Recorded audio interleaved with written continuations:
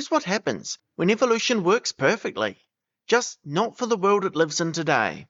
To understand why the kakapo is the way it is, we need to step back and look at the environment it evolved in. This was a very different version of New Zealand from the one that exists today. For tens of millions of years, these islands existed in isolation. New Zealand broke off from other landmasses around 85 million years ago, leaving its fauna and flora to evolve independently for millennia. For perspective, in that time the dinosaurs went extinct, and most modern lineages of mammals and birds began to appear. In other words, it is a very long time. But more importantly, it is a long time spent without something that defines almost every other ecosystem on Earth: terrestrial mammals. The only mammals native to New Zealand are bats, alongside marine species such as seals and dolphins. There were no cats, no rats, no dogs, nothing moving through the undergrowth, tracking by scent. In their place, the dominant predators were birds: eagles, hawks, falcons, and owls. Large, powerful hunters that relied on vision and attacked from the air.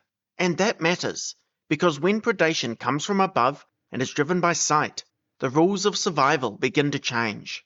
Avoiding detection becomes more effective than fleeing, and stillness begins to outweigh speed. In some cases, even flight itself starts to lose its advantage. It's within this system that the kakapo evolved.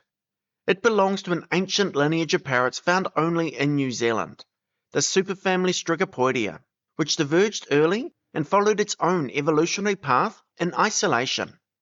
Today, that lineage is represented by just 3 species: the kakapo, the kaka, and the kea. The kakapo branched off first, becoming the sole member of its own family, Strigopidae.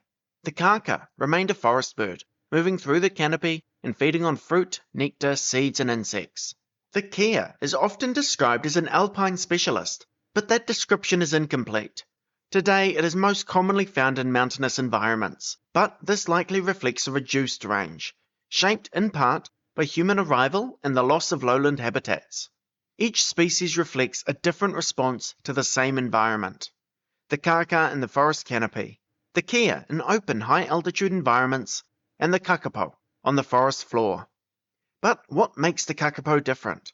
It followed a path the kaka and kea did not, one that led it away from flight, away from daylight, and deeper into the undergrowth.